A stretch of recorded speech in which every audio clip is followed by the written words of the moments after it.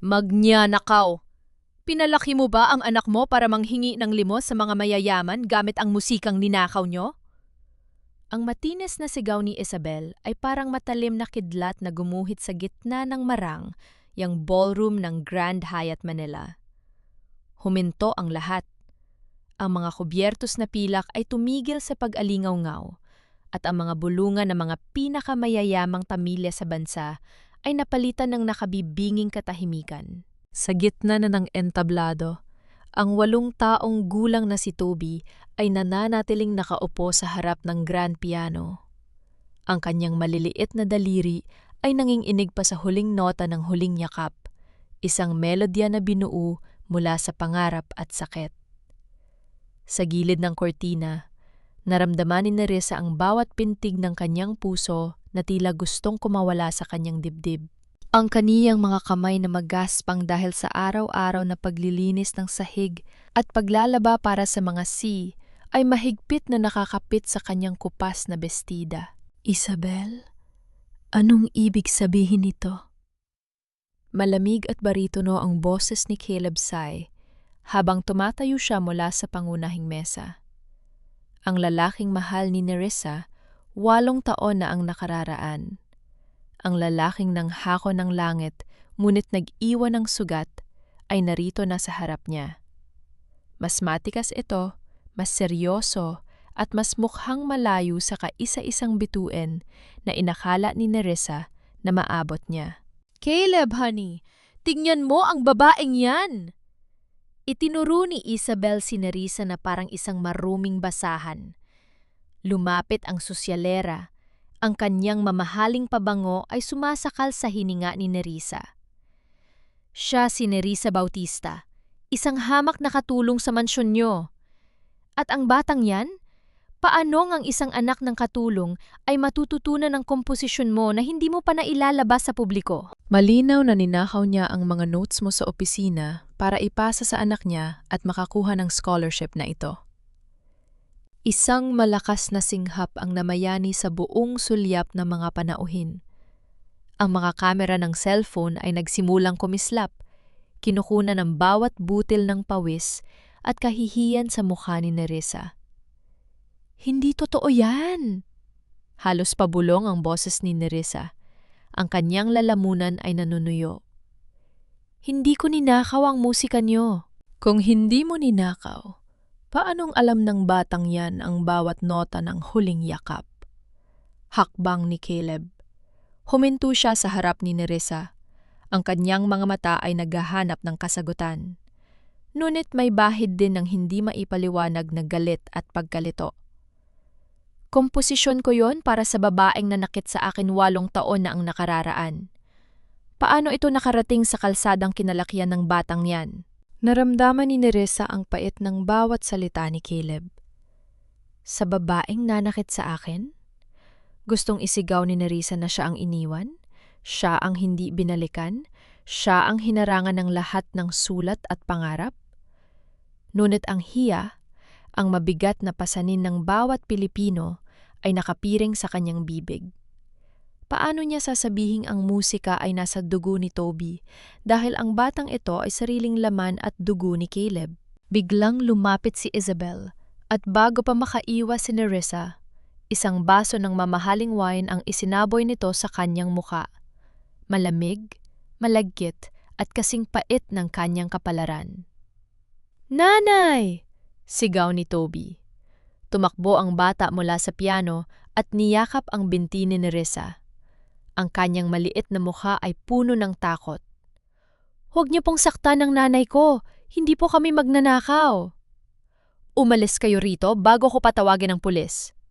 Sigaw ni Isabel, sabay tulak sa balikat ni Nerissa. Sa pagkakataong iyon, tumayo ang matandang Don Gustavo Sy, ang hare ng Imperyong Sy. Ang kanyang baston ay tumulog ng malakas sa sahig, isang hudyat ng kanyang kapangyarihan. Sapat na ang iskandalong ito. Security, ilabas ang mga taong yan. At siguruhin nyo na hindi na makakatapak ang batang yan sa anumang paaralan sa ilalim ng Sy Foundation. Hindi natin kailangan ng mga oportunista sa ating bakuran. Naramdaman ni Nerissa ang hapti ng mga luha sa kanyang mga mata. Ngunit hindi niya hinayaang pumatak ang mga ito sa harap ng mga taong yumuyurak sa kanyang danggal. Tumingin siya ng diretsyo kay Caleb. Naghahanap siya ng kahit katiting na pagkilala, kahit munting malasakit. Ngunit si Caleb ay nakatitig lamang kay Toby. Ang kanyang mukha ay parang estatwa ng yelo na may malalim na lamat. "Tara na, Toby," sabi ni Nerissa sa basag na boses. Kinuha niya ang kamay ng anak at buong tapang na naglakad palayo, bit-bit ang basang bestida at ang nadurog na pangarap ng kanyang anak. Bawat hakbang niya sa pulang carpet ay parang paglalakad sa ibabaw ng mga bubog. Naririnig niya ang mga tangong mutya sa kanyang likuran. Mata pobre, katulong lang pala. Gagamitin pa ang bata. Nang makalabas sila sa pintuan ng ballroom, huminto si Nerissa at lumingon sa huling pagkakataon. Nakita niyang nakatayo pa rin si Caleb sa tabi ng piano, tila sinusubukang tugtugin ang huling nota na iniwan ni Toby. Hindi alam ni Nerissa na sa sandaling yon, hindi ang galit ang namamayani kay Caleb, kundi ang isang nakakabaliw na tanong. Alam ni Caleb ang bawat nota ng huling yakap dahil isinulat niya yon sa kaisa-isang papel na kailanman ay hindi na ipinakita sa kahit kanino. Isang papel na nawala nung gabing huling nagkita sila ni Nerissa. Sa labas ng hotel, sa ilalim ng malakas na ulan ng Maynila, niyakap ni Nerissa si Toby. "Patawad anak, patawad kung wala tayong laban sa kanila." "Nay," bulong ni Toby habang nanginginig sa ginaw. "Bakit po yung lalaking yon? Bakit po kapareho niya yung nasa litrato niyo sa ilalim ng unan?" Nanigas si Nerissa. Hindi niya napansin na ang kanyang sikreto, ang kanyang tanging proteksyon, ay nagsisimula na ring mabuwag.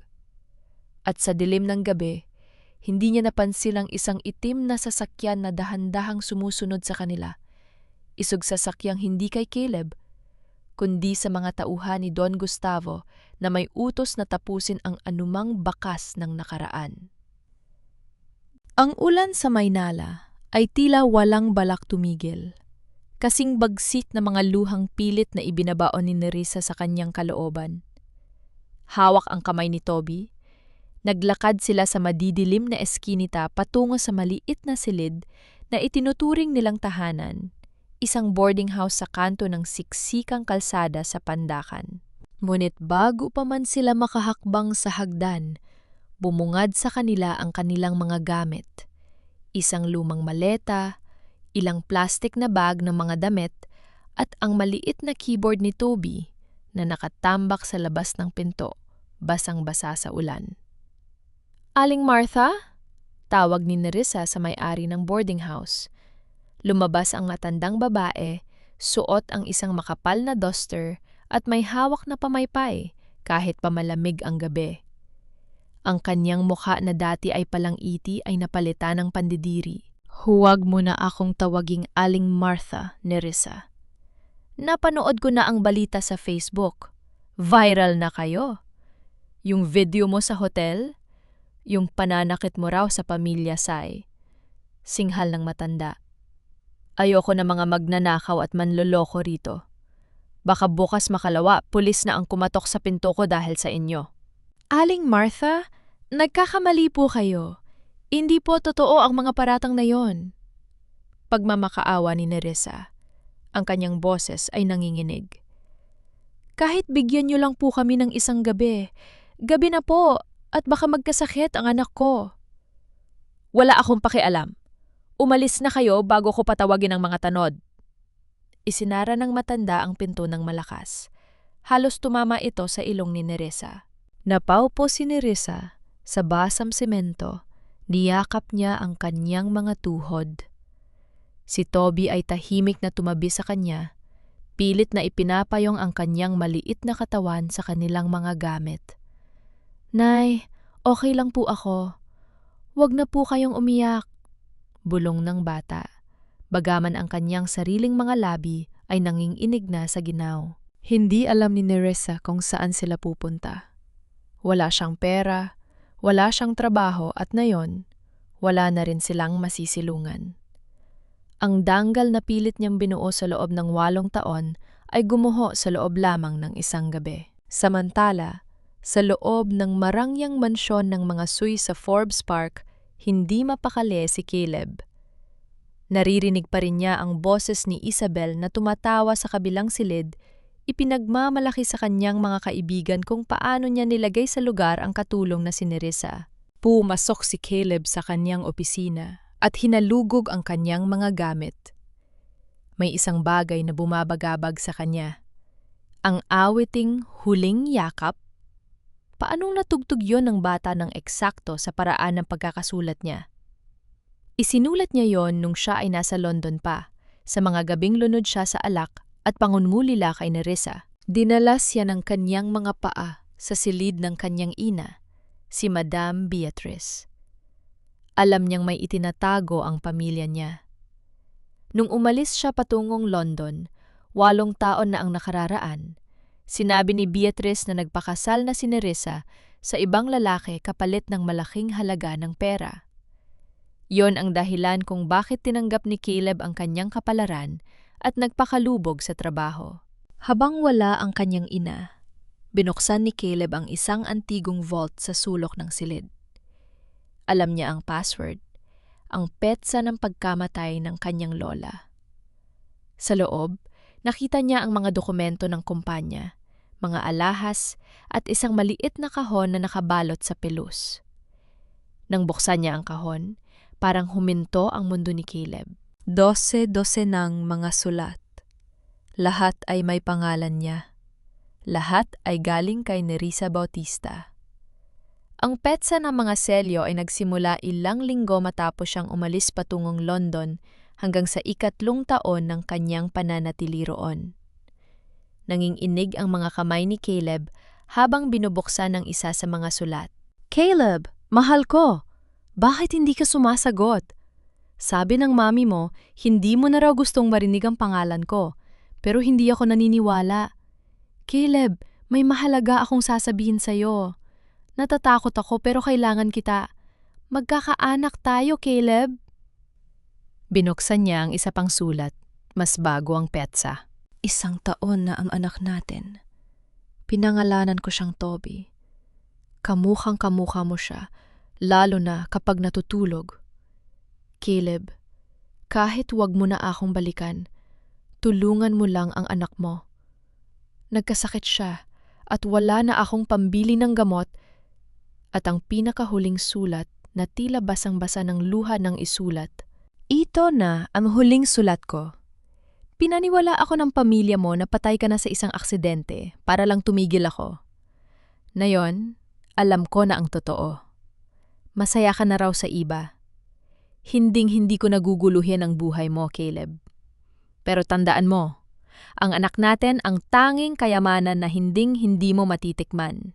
Nabitawan ni Caleb ang mga papel. Ang kanyang buong buhay, ang 8 taon ng kanyang galit at hinanakit kay Nerissa, ay binuo sa ibabaw ng isang malaking kasinungalingan. Ang kanyang ina, ang kanyang ama, ninakaw nila ang kanyang pagkakataon na maging ama.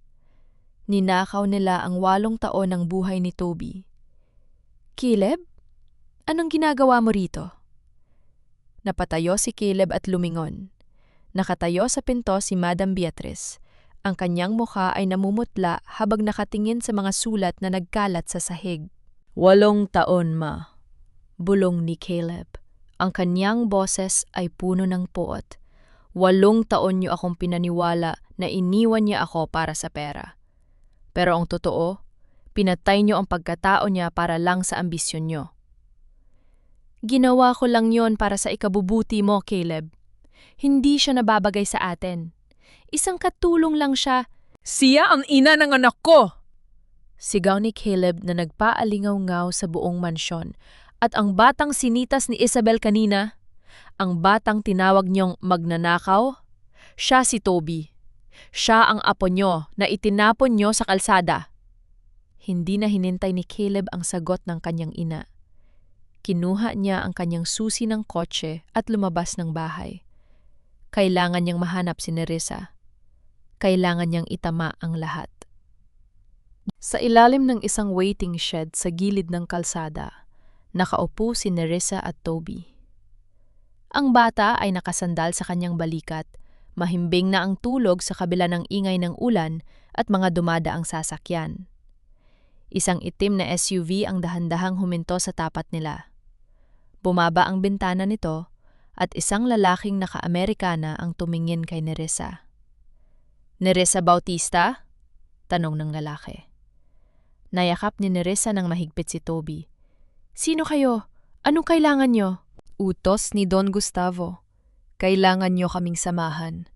May mga bagay na hindi dapat kumalat at ikaw ang pinakamalaking kalat na dapat linisin." Naramdaman ni Nerissa ang panganib. Tatayo sana siya para tumakbo, ngunit dalawa pang lalaki ang bumaba sa sasakyan at hinarangan ng kanyang daan. "Huwag po! Ang anak ko!" Sigaw ni Nerissa habang pilit siyang hinahila ng mga lalaki patungo sa sasakyan. Sa gitna ng kaguluhan, isang pamilyar na sports car ang mabilis na huminto sa likuran ng SUV. Bumaba si Caleb. Ang kanyang mga mata ay nagbabaga sa galit nang makita ang mga tauhan ng kanyang ama na pilit na kinukuha si Nerissa. "Bitawan niyo siya!" sigaw ni Caleb. Ngunit bago pa siya makalapit, isang malakas na busina ng truck ang umalingaw at ang SUV ay mabilis na humarurot palayo. Tangay si Nerissa at ang umiiyak na si Toby. Naiwan si Caleb sa gitna ng ulan. Hawak lamang ang isang maliit na sapatos ni Toby na nalaglag sa kalsada. Ang kanyang mundo ay muling nagdilim. Ngunit sa pagkakataong ito, hindi siya titigil hanggat hindi niya nababawi ang kanyang pamilya. "Bitawan niyo mag-ina ko!" Ang sigaw ni Caleb ay humalo sa ingay ng ulan at ang pagpito ng gulong ng kanyang sasakyan habang hinaharangan niya ang daan ng SUV. Hindi siya nagdalawang isip. Lumabas siya ng kotse, basag-basa, at hinarap ang mga tauhan ng kanyang ama. Ang takot na mawala muli si Nerissa ay mas matindi pa sa takot sa kanyang sariling ama. Dahil sa gulat at dahil anak siya ng makapangyarihang si Don Gustavo, napilitang tumigil ang mga lalaki. Hindi nila kayang saktan ang tagapagmana ng imperyo. Sa gitna ng gabi, kinuha ni Caleb si Nerissa at ang nanginginig na si Toby mula sa SUV at isinakay sa kanyang sariling kotse bago pa makatawag ng utos ang mga tauhan. Dinala sila ni Caleb sa isang maliit at tagong apartment na pagmamay-ari niya, isang lugar na hindi alam ng kanyang mga magulang. Ngunit sa loob ng sasakyan, ang katahimikan ay kasing bigat ng semento. Walang pasasalamat, walang yakap. Tanging ang mabilis na paghinga ni Nerissa at ang mahinang ubo ni Toby ang naririnig. Nang makarating sila sa apartment, agad na kumuha si Caleb ng mga tuyong tuwalya. "Nerissa, magpalit kayo ng damit, baka magkasakit kayo." Tumingin si Nerissa sa kaniya. Ang kaniyang mga mata, na dati ay puno ng paghanga, ngayon ay puno na ng matinding pait at pagod. "Bakit, Caleb?" tanong niya. Ang boses niya ay tuyo at malamig. "Bakit mo pa kami iniligtas? Para saan? Para may maipakita ka ulit kay Isabel? Para may maapaglaruan ng pamilya mo?" "Nerissa, nakita ko na ang mga sulat." Mabilis na sagot ni Caleb. Ang kanyang boses ay basag. "Alam ko na ang totoo. Alam ko na ang ginawa ni na mommy at daddy. Patawarin mo ako. Hindi ko alam na may anak tayo. Hindi ko alam na naghihirap kayo." Isang mapait na tawa ang kumawala sa mga labi ni Nerissa. "Hindi mo alam? 8 taon, Caleb. 8 taon akong kumatok sa pinto nyo, nagpadala ng sulat, nagmakaawa sa gate ng mansyon nyo habang karga-karga ko ang sanggol na halos mamatay na sa gutom. Pero ano ang nakuha ko? Itinaboy ako ng mga aso nyo. Pinahiya ako ng nanay mo. At ikaw? Nasaan ka?" "Pinaniwala nila ako na iniwan mo ako." Sigaw ni Caleb. Lumapit siya pero umatras si Nerissa. Sinabi nila na nagpakasal ka na sa iba. At naniwala ka naman agad. Sumbat ni Nerissa. Ang mga luha ay nagsisimulang dumaloy. Ganun lang ba kababaw ang tingin mo sa akin? Na ipagpapalit ko ang lahat ng pangako natin para sa pera? Hindi mo ako kailangan ng mga panahong halos mamatay ako sa gutom, Caleb. Kaya huwag kang mag-asal bayani ngayon dahil huli na ang lahat. Lalapit sana si Caleb para hawakan ang kanyang kamay. Ngunit isang mahinang daing mula sa sofa ang nagpatigil sa kanila. Nay, ang init ko po, bulong ni Toby. Agad na dinaluhan ni Nerissa ang anak. Nang hawakan niya ang nonang bata, halos mapatalon siya sa gulat. Diyos ko, Toby! Ang init mo! Nanginginig si Toby. Ang kanyang balat ay maputlang maputla na may mga kakaibang mapupulang pantal na nagsisimulang lumitaw sa kanyang mga braso. Ang kanyang paghinga ay mabilis at mababaw. Caleb, tulungan mo kami! Sigaw ni Nerissa. Ang kanyang galit ay panandaliang nabaon ng takot para sa anak. Ang anak mo, hindi siya makahinga. Hindi na nag-aksaya ng panahon si Caleb. Binuhat niya si Toby na sa unang pagkakataon ay naramdaman niya ang kagaanan ng katawan ng bata, isang tanda ng kakulangan sa nutrisyon at pangangalaga. Mabilis silang bumalik sa sasakyan at humarurot patungo sa St. Luke's Medical Center. Sa loob ng emergency room, naging magulo ang lahat. Ang mga nurse at doktor ay nagkakagulo sa paligid ni Toby. Si Nerissa ay nakatayo sa isang sulok na katulala habang ang kanyang mga kamay ay puno pa rin ng putik mula sa kalsada. Maya-maya, lumabas ang attending physician si Dr. Arieta na may hawak na chart at bakas ang pagkalito sa mukha. Kayo ba ang mga magulang ni Toby? Tanong ng doktor. Opo, ako ang ina, sagot ni Nerissa. Ano pong nangyayari sa anak ko? Lagnat lang po ba yan? Hindi lang ito simpleng lagnat, Mrs. Bautista. Seryosong sabi ng doktor. Bumagsak ang kanyang hemoglobin at may nakikita kaming abnormalidad sa kanyang blood cells. Kailangan niya ng agarang blood transfusion. Pero may problema. Tumingin ang doktor kay Caleb, pagkatapos ay kay Nerissa. Napakabihira ng grupo ng dugo ng anak niyo. It's a phenotype known as the Bombay blood group. Halos isa sa bawat 1,000,000 tao lang ang may ganito. Kailangan namin ng donor na kapareho niya agad, dahil kung hindi, baka mag-collapse ang kanyang mga organ. Gamitin niyo ang dugo ko, agad na sabi ni Caleb.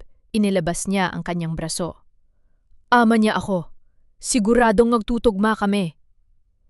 Sige, sumama kayo sa lab para sa mabilisang cross-matching, sabi ng doktor. Lumipas ang 30 minuto na tila 1 taon para kay Nerissa.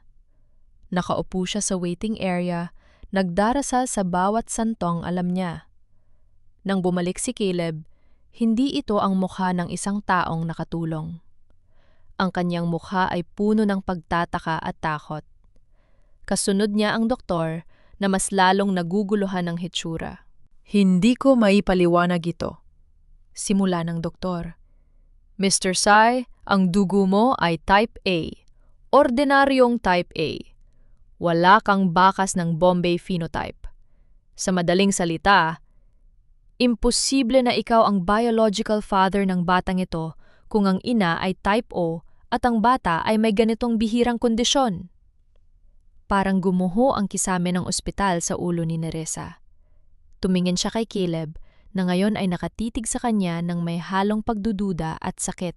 Nerissa, mahinang tawag ni Caleb. Sino ba talaga ang ama ni Toby? Nagsinungaling ka ba sa akin? Hindi, Caleb, ikaw lang ang lalaki sa buhay ko. Sigaw ni Nerissa. Tumayo siya at hinawakan ang damit ni Caleb.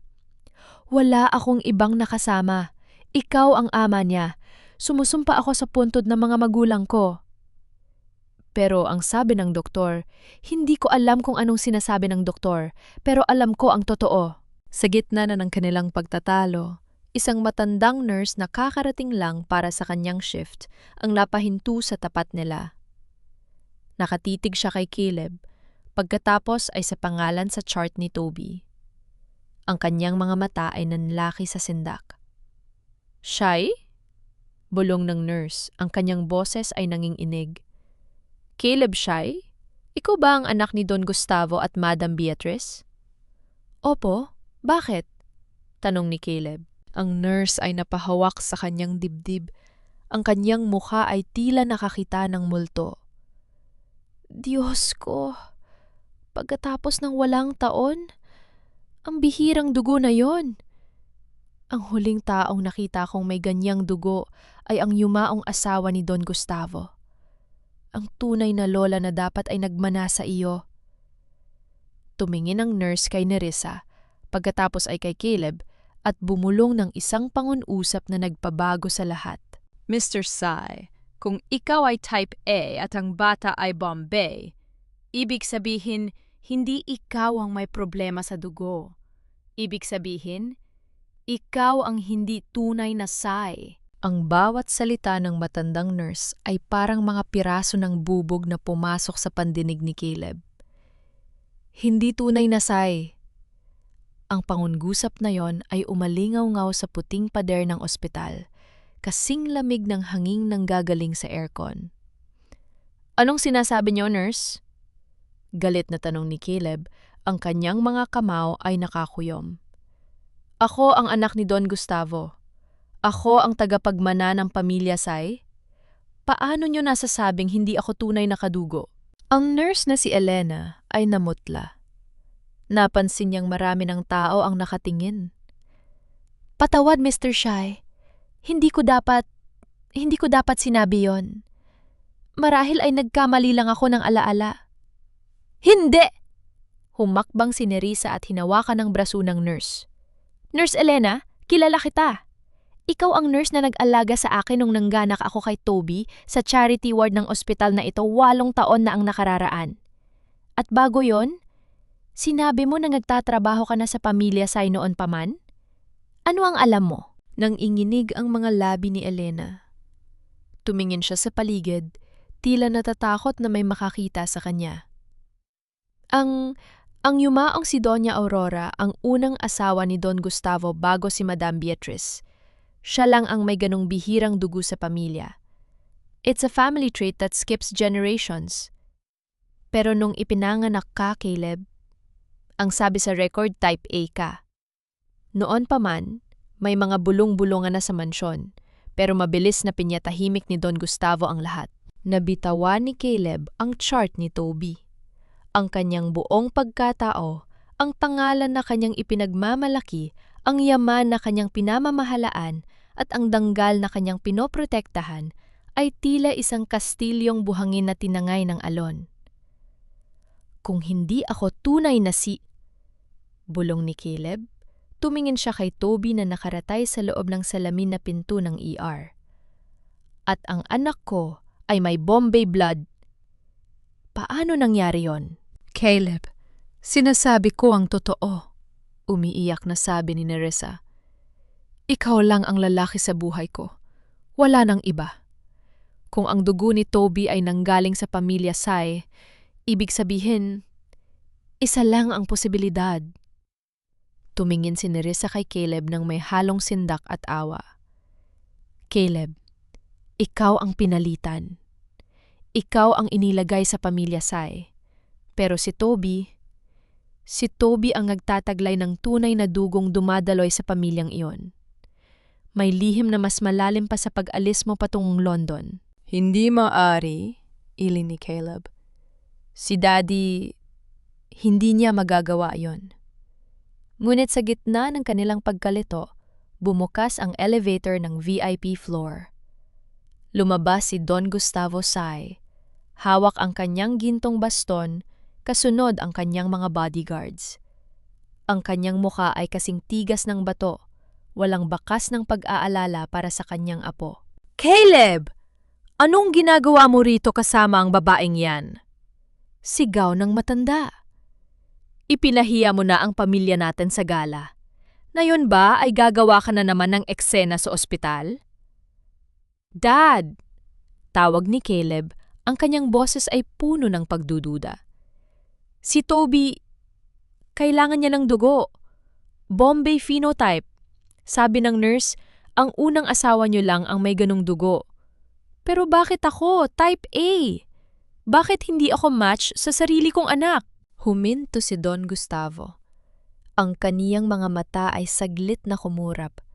Isang senyales ng pagkagulat na mabilis din niyang itinago. Kalokohan, ang mga doktor na ito ay naghahanap lang ng dahilan para pagkitaan tayo. At ang nurse na yan, siguradong binayaran siya ng babaeng yan para gumawa ng kwento. Hindi ako binayaran! Sigaw ni Nerissa. Hinarap niya ang matanda. Don Gustavo, mamatay na ang apo niyo. Imbes na magalit tayo, bakit hindi niyo ipasuri ang dugo niyo? Kung tunay kayong C, baka kayo ang makasalba sa kanya. Isang mapait na ngiti ang sumilay sa mukha ni Gustavo. Hindi ko kailangang patunayan ng anuman sa isang katulon. Caleb, umalis na tayo rito. Hayaan mong ospital na ito ang gumawa ng paraan para sa batang yan. Hindi natin responsibilidad ang anak ng ibang tao. Anak ng ibang tao? Nanlaki ang mga mata ni Caleb. Dad, anak ko si Toby. At kung totoo ang sinasabi niyo na mahalaga ang dugo at pangalan, bakit tila natatakot kayong magpa-test? Dahil alam ko ang totoo. Sigaw ni Gustavo, idinuro niya ang bastun kay Caleb. Huwag mong hamunin ang kapangyarihan ko, Caleb. Ako ang nagbigay sa iyo ng lahat. Ako ang gumawa sa iyo kung ano ka ngayon. Isang utos ko lang, mawawala ang lahat ng kumpanyang hawak mo. Sa sandaling yon, naintindihan ni Caleb. Ang pagbabanta ng kanyang ama ay hindi galing sa galit ng isang magulang, kundi galing sa takot ng isang diktador na malapit ng nabuking. Biglang bumukas ang pinto ng ER. Lumabas ang doktor, pawis na pawis. We're losing him. Ang hemoglobin ni Toby ay nasa critical na level na. Kung wala tayong makukuhang dugo sa loob ng susunod na 2 oras, magsoshock ang kanyang katawan. Diyos ko, Toby! Napahagulgol si Nerissa. Napaluhod siya sa harap ni Don Gustavo. Don Gustavo, nakikiusap po ako. Kahit isumpa niyo na ako, kahit ipakulong niyo ako, iligtas niyo lang ang anak ko. Siya lang ang meron ako. Jabali, nakikiusap po ako bilang ina. Tiningnan lamang ni Gustavo si Nerissa nang may pandidire. Sabi ko sa'yo, wala akong kinalaman sa batang yan. Lumingon ang matanda para umalis, ngunit hinawakan ni Caleb ang kanyang balikat. Ang kanyang mga mata ay hindi na anak na sumusunod, kundi isang lalaking handang pumatay para sa kanyang pamilya. Kung mamatay ang anak ko, Dad, sisiguraduhin kong sasabog ang buong imperyo mo. Banta ni Caleb sa mahinang boses. Hahaluhugin ko ang bawat sulok ng nakaraan niyo ni Mommy. At kapag napatunayan kong hindi ako tunay na Sai, hindi lang ang yaman ang mawawala sa inyo, kundi ang dangal na pilit niyong itinatago sa loob ng walang taon. Napatigil si Gustavo. Sa unang pagkakataon, nakakita siya ng tapat na katunggali sa kanyang sariling anak o sa taong pinalaki niyang anak. Gawin mo ang gusto mo, malamig na sabi ni Gustavo. Pero tandaan mo, Caleb, sa oras na lumabas ang katotohanan, ikaw ang unang babagsak. Dahil ikaw ay walang iba kundi isang anino ng isang nakaraang matagal ko nang ibinaon. Umalis si Don Gustavo kasama ang kanyang mga tauhan, iniwang wasak si Caleb at desperada si Nerissa. Caleb, anong gagawin natin? Tanong ni Nerissa habang nakatingin sa nanghihinang si Toby. Tumingin si Caleb sa kaniyang paligid. Nakita niya si Nurse Elena na dahan-dahang paalis. Nurse Elena, sandali!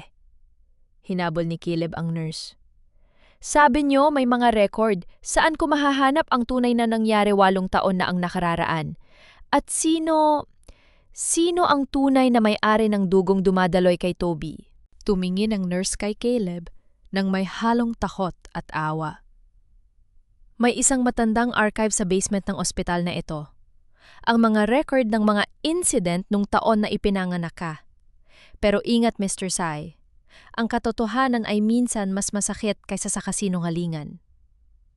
Hindi na nag-isip si Caleb, tumingin siya kay Nerissa. Bantayan mo si Toby.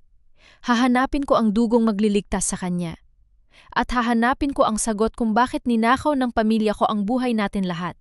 Habang bumababa si Caleb, patungo sa madilim na basement, hindi niya alam na sa labas ng ospital, si Isabel ay may kausap sa telpon. Gawin niyo na, utos ni Isabel. Siguraduhin niyo na hindi makukuha ni Caleb ang record na yon.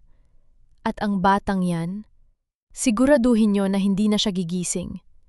Ayokong magkaroon ng tunay na tagapagmana na kukuha sa posisyon ko bilang asawa ni Caleb. Ang laban para sa buhay ni Toby ay naging isang karera laban sa kamatayan at isang madilim na konspirasyon na ngayon pa lamang nagsisimulang magbunga.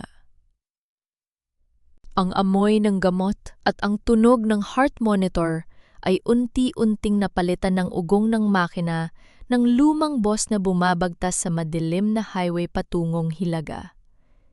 Matapos ang tensyon sa ospital, nagawa ni Caleb na makahanap ng isang unit ng Bombay blood mula sa isang pribadong blood bank sa tulong ni Nurse Elena. Naligtas si Toby sa bingit ng kamatayan, ngunit ang puso ni Nerissa ay hindi pa rin mapakali. Habang abala si Caleb sa pag-ahanap ng mga records sa basement, nakatanggap si Nerissa ng isang anonymous na text. Umalis na kayo riyan kung ayaw mong mamatay ang anak mo. Hindi hihinto ang mga Sai hanggat hindi ka nila napapatahimik. Dahil sa takot at sa instinct ng isang ina, lihim na inilabas ni Nerissa si Toby sa ospital habang natutulog ang mga bantay. Hindi siya nagpaalam kay Caleb. Para sa kanya, ang pangalang Sai ay isang sumpa na kailangan nilang takasan. Nay, nasaan po tayo? Mahinang tanong ni Toby. Nakasandalang bata sa balikat ni Nerissa, nakabalot sa isang makapal na kumot. Ang kanyang muka ay maputla pa rin, ngunit maayos na ang kanyang paghinga. Papunta tayo sa probinsya, anak, sa kinalakihan ni nanay. Bulong ni Nerissa habang hinahaplos ang buhok ng bata. Doon makakahinga tayo ng maluwag, walang magulo, walang masasama. Nay, yung lalaki po sa ospital, yung nagligtas sa atin, siya po ba yung tatay ko? Napahinto ang kamay ni Nerissa. Ang tanong na yon ay parang isang patalim na bumaon sa kanyang dibdib. Tumingin siya sa labas ng bintana ng bus, kung saan tanging anino ng mga puno at dilim ng gabi ang kanyang nakikita. Tobe, naalala mo ba yung kwento ko sa iyo tungkol sa tatay na Anghel? Simula ni Nerissa, ang kanyang boses ay puno ng pait na pilit niyang itinatago. Ang tatay mo, isa siyang mabuting tao noon, pero kinuha siya ng isang malaking bagyo at dinala sa isang malayong kaharian kung saan hindi na siya pwedeng bumalik. Ang lalaking nakita mo, isa lang siyang stranger na kamukha ng anghel na yon, pero hindi siya ang tatay mo, Toby. Ang mga hindi sila para sa atin.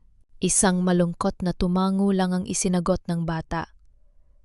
Sana po hindi na lang siya kamukha ni tatay. Kasi nung tinitignan niya tayo, parang malungkot din siya. Hindi sumagot si Nerissa. Ipinikit niya ang kanyang mga mata, pilit na binubura ang imahe ni Caleb na nagmamakaawa sa kanya.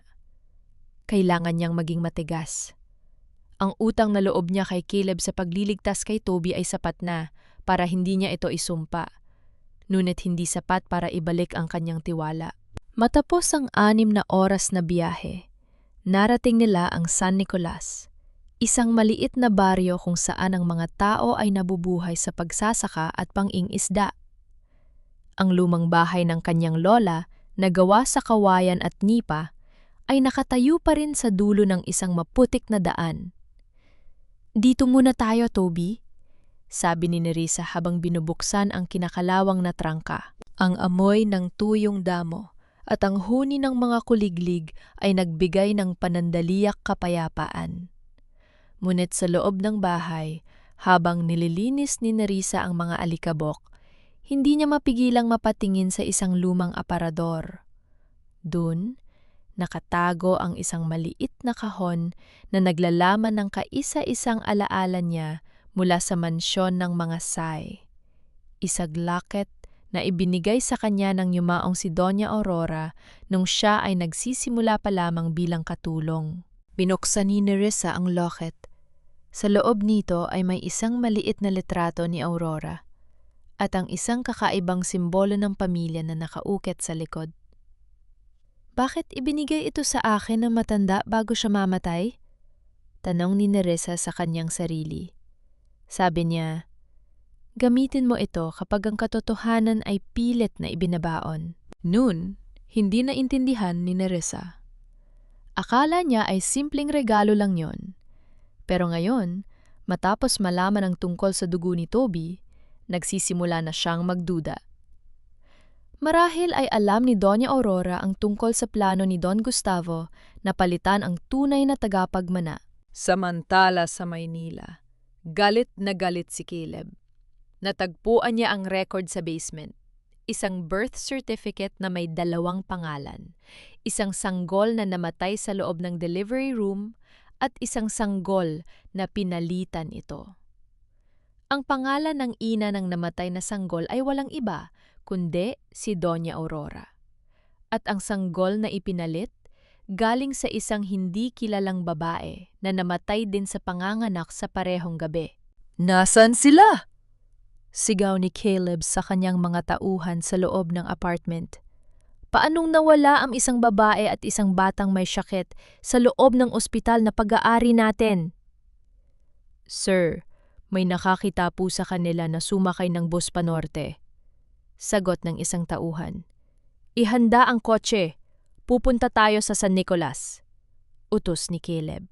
Ngunit hindi lang si Caleb ang naghahanap. Sa kabilang panig ng lungsod, ibinaba ni Isabel ang kanyang telpo no habang may masamang ngiti. Nasa probinsya na sila.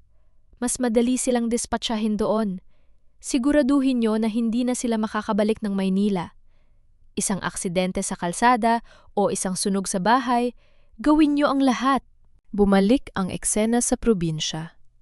Gabi na at mahimbing na ang tulog ni Toby. Lumabas si Nerissa sa maliit na beranda para kumuha ng tubig. Ngunit napatigil siya nang makita ang isang anino sa dulo ng daan. Isang itim na sasakyan na walang plaka ang dahan-dahang nakaparada sa ilalim ng puno ng mangga. Ang mga headlight nito ay nakapatay, ngunit kitang-kita ni Nerissa ang liwanag ng isang sigaril o mula sa loob ng sasakyan. Naramdaman ni Nerissa ang kilabot. Hindi sila ligtas.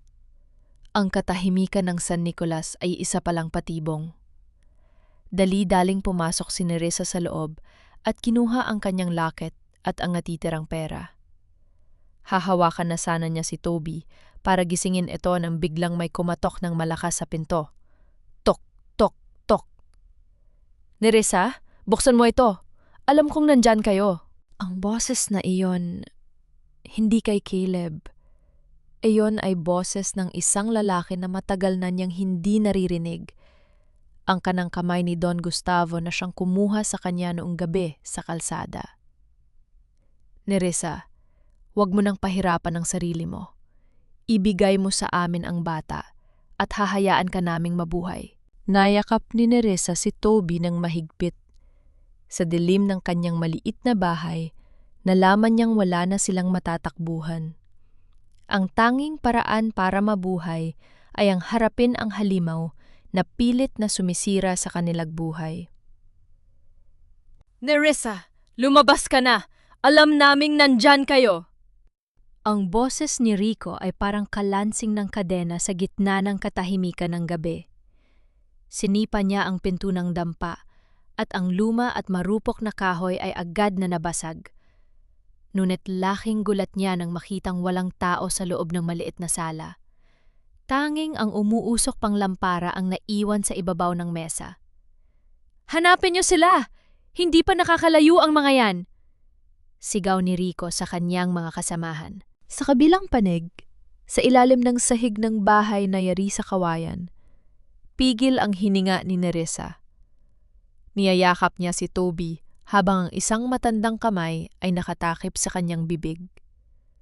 Iyon ay si Nana Sabel, ang matandang hilot sa San Nicolas na matagal nang naninirahan sa tabi ng sapa. "Sumama kayo sa akin, dali!" Bulong ni Nana Sabel sa paos na boses. Dinala sila ng matanda sa isang lihim na lagusan sa ilalim ng mga ugat ng malaking puno ng balete, patungo sa kanyang maliit at tagong dampa sa kabilang bahagi ng gubat. Nang makarating sila sa loob at makasiguro na walang sumusunod, dun lang nakahinga ng maluwag si Nerissa. "Salamat po, Nana Sabel. Bakit niyo po kami tinutulungan?" Tanong ni Nerissa habang pinupunasan ng putik sa mukha ni Toby. Hindi sumagot ang matanda. Sa halip, ang kanyang mga mata ay nakatitig sa laket na nakasabit sa leeg ni Nerissa, ang laket na ibinigay ni Doña Aurora. "Ang laket na yan?" Turo ni Nana Sabel, ang kanyang mga kamay ay nanginginig. "Kay Aurora yan. Ako ang nagsuot niyan sa kanya noong huling gabi bago siya bawian ng buhay sa ospital 30 taon na ang nakararaan." Nanlaki ang mga mata ni Nerissa. "Nurse? Kayo po ba ang nurse na kasama ni Doña Aurora?" Tumango ang matanda at dahan-dahang naupo sa kanyang papag. "Ako si Sabel. Ako ang saksi sa pinakamalaking kasalanan ni Don Gustavo Shay. Nerissa, ang batang si Toby, at ang lalaking si Caleb, sila ay mga biktima ng isang kasinungalingang kasing itim ng gabi." "Ano pong ibig ninyong sabihin?" "Nung gabing manganak si Aurora, hindi namatay ang kanyang sanggol." Simula ni Nana Sabel, ang kanyang boses ay puno ng pagsisisi. "Ang sanggol na iyon ay may pambihirang dugo, ang dugo ni Aurora. Pero si Gustavo, noon pa man ay may anak na sa labas kay Beatrice. Ang anak ni Beatrice ang namatay sa loob ng sinapupunan." Huminga ng malalim ang matanda at nagpatuloy. "Natakot si Gustavo na mawala ang mana mula sa pamilya ni Aurora kung malalaman ng mga magulang nito na ang sanggol ay may sakit daw sa dugo. Kaya ang ginawa niya, pinatay niya ang record ng tunay na anak ni Aurora. Kinuha niya ang isang sanggol mula sa isang mahirap na pasyente na namatay din nung gabing yon at pinalitan ang tunay na tagapagmana." "Sandali," nalilitong sabi ni Nerissa. "Kung pinalitan ang anak ni Aurora, sino si Caleb at nasaan ang tunay na anak?" "Si Caleb ang sanggol na kinuha ni Gustavo mula sa kalsada para maging puppet niya," bulong ni Nana Sabel. "Pero ang hindi alam ni Gustavo, ang tunay na anak ni Aurora ay hindi namatay. Iniligtas ko ang batang yon. Ipinamigay ko siya sa isang pamilyang malayo sa Maynala upang hindi siya mahanap ni Gustavo."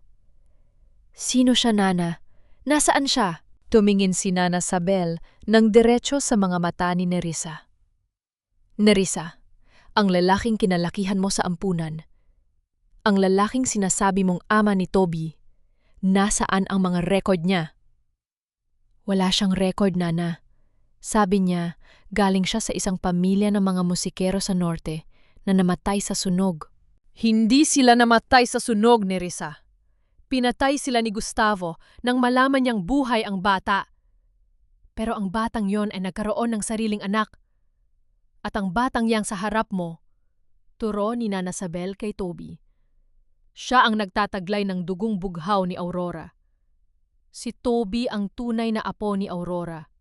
Siya ang tunay na may-ari ng lahat ng kumpanya ng mga Say." Parang huminto ang mundo ni Nerissa. Ibig sabihin si Caleb, ang lalaking minahal niya, ay hindi kailanman naging si. Si Caleb ay isang biktima rin, isang aninong ginamit ni Gustavo. At si Toby ang huling pag-asa ng isang pamilyang pilit na pinuksa ng kasakiman. Kaya pala, bulong ni Nerissa habang yakap si Toby. Kaya pala ang dugo ni Toby ay hindi tumugma kay Caleb, pero tumugma sa kasaysayan ng mga sea. Biglang bumukas ang pinto ng dampa ni Nana Sabel. Isang matangkad na anino ang nakatayo roon, hingal na hingal at basang-basa ng ulan. Nerissa! Si Caleb. Ang kanyang mga mata ay puno ng pag-aalala. Ngunit nang makita niya ang matanda at ang locket na hawak ni Nerissa, napatigil siya. Narinig ko ang lahat, mahinang sabi ni Caleb. Ang kanyang boses ay walang galit, tanging matinding pagod at sakit. Ibig sabihin, wala akong karapatan sa pang-alang dala ko. Wala akong karapatan sa buhay na meron ako. Caleb! Lalapit sana si Nerissa pero itinaas ni Caleb ang kanyang kamay. Huwag, Nerissa. Ngayon naintindihan ko na kung bakit laging malamig ang tingin sa akin ni Dad, ni Gustavo. Ngayon alam ko na kung bakit handa siyang patayin ang anak ko. Dahil si Toby ang katotohanang pilit niyang pinapatay. Tumingin si Caleb kay Nana Sabel. Salamat po sa pagsasabi ng totoo. Pero hindi pa tapos ang laban. Papunta na rito ang mga tauhan ni Gustavo. Nerissa, kailangan nating makuha ang mga dokumentong itinago ni Nana Sabel. Iyon ang magiging bala natin para pabagsakin ang imperyong itinayo sa dugo at kasinungalingan. Ngunit bago pa sila makakilos, isang malakas na putok ng baril ang umalingaw-ngaw sa labas. Natamaan ang post ng dampa. Nahanap na nila tayo, sigaw ni Caleb. Nana Sabel, sumama na kayo sa amin. Iwan niyo na ako rito! Sabi ng matanda habang iniaabot ang isang lumang envelope kay Nerissa. Yan ang original na birth record at ang DNA sample ni Aurora na itinago ko. Takbo! Iligtas niyo ang tunay na tagapagmana. Sa gitna na ng ulan at putukan, tumakbo sina Nerissa at Caleb, hawak si Toby. Ang gubat ng San Nicolas ay naging saksi sa isang habulan kung saan ang taya ay hindi lang buhay, kundi ang katarungang 30 taon ng ninakaw. Takbo, Nerissa! Huwag kang lilingon! Ang sigaw ni Caleb ay halos malunod ng dagundong ng kulog at ang walang tigil na putukan sa likuran nila. Sa gitna ng masukal na gubat ng San Nicolas, bawat hakbang ni Nerissa sa madulas na putikan ay parang pakikipagpatintero sa kamatayan. Yakap-yakap niya si Toby na kahit nang hihina ay pilit na kumakapit sa kanuyang leeg. Nay, natatakot po ako. Bulong ng bata, ang boses ay nanginginig sa gitna ng lamig at takot. Pikit ka lang, anak. Nandito si nanay. Hindi ka pababayaan ni nanay. Sagot ni Nerissa, bagaman ang kanyang sariling mga binti ay parang bibigay na sa pagod. Sa likuran nila, nakikita ni Caleb ang mga liwanag ng flashlight na mabilis na lumalapit. Si Rico at ang mga tauhan ni Don Gustavo ay parang mga gutom na asong hinte-hinte ang kanilang biktima. Bilang isang lalaking pinalaki sa luho, hindi akalain ni Caleb na gagamitin niya ang kanyang kaalaman sa tactical defense laban sa mga taong dati ay kanyang mga tauhan. Caleb, doon sa sapa! Turo ni Nerissa nang makita ang kumikinang na tubig sa ilalim ng liwanag ng buwan. Ngunit bago pa sila makarating sa pampang, isang bala ang tumama sa punong katabi ni Caleb, dahilan upang mapatigil sila. Mula sa kadiliman, lumabas si Rico, may hawak na baril at isang mapait na ngiti. Masyado kayong mabilis tumakbo para sa isang katulong at isang pekeng amo, pangungutya ni Rico. Mr. O baka dapat kitang tawaging Mr. Nobody? Alam na ni Don Gustavo na alam mo na ang totoo. At ang utos niya? Linisin ang lahat ng kalat. Hinarangan ni Caleb, si Nerissa at Toby. Rico, kilala mo ako. Alam mong hindi ako papayag na saktan mo sila. Ibigay mo na ang baril mo at hayaan mo kaming umalis. Patawad, sir. Pero ang pera ni Don Gustavo ay mas malakas kaysa sa pinagsamahan natin. Sagot ni Rico sabay kasanang baril.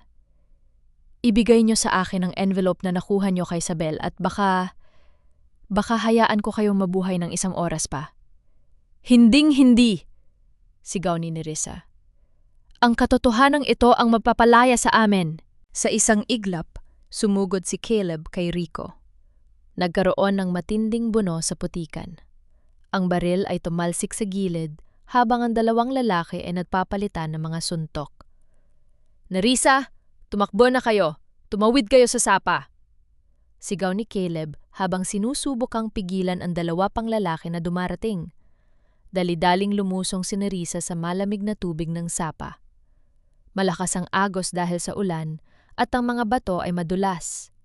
Ramdam niya ang kaba nang biglang madulas ang kanyang paa. Nay!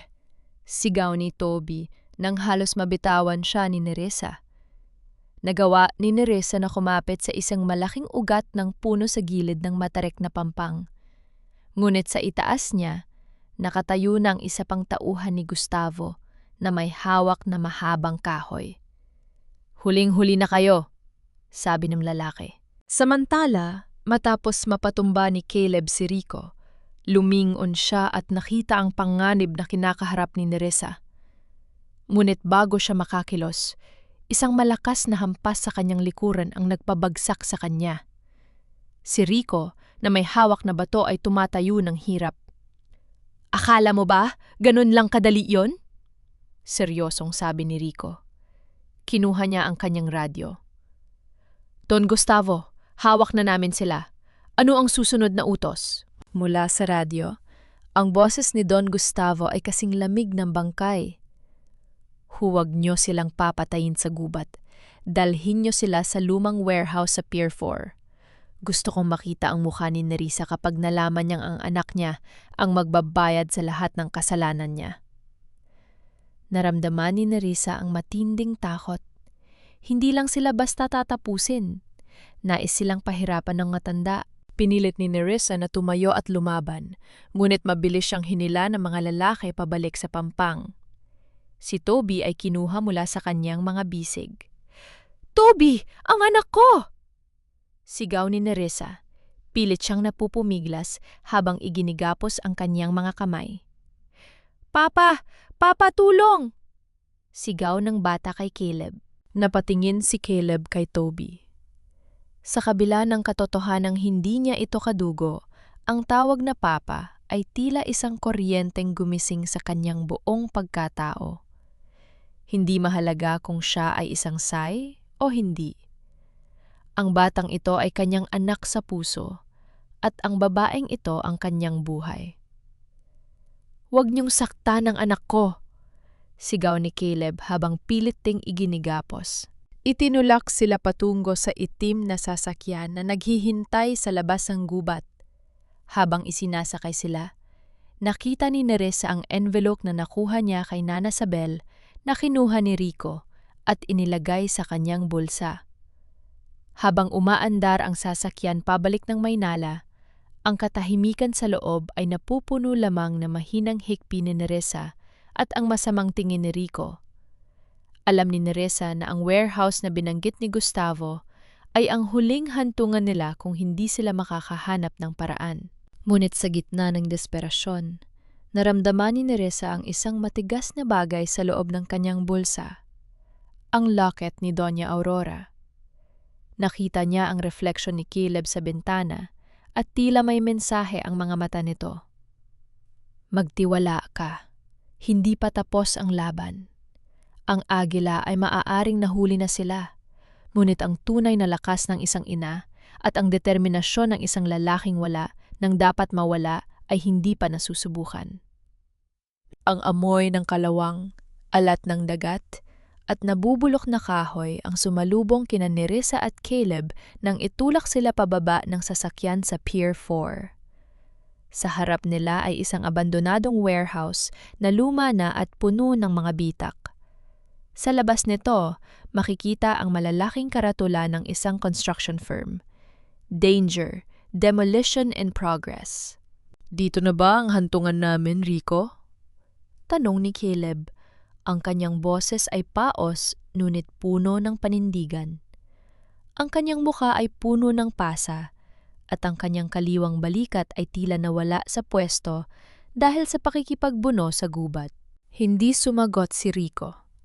Sa halip, lumapit sila sa isang itim na Mercedes-Benz na nakaparada sa gitna ng madilim na pantalan.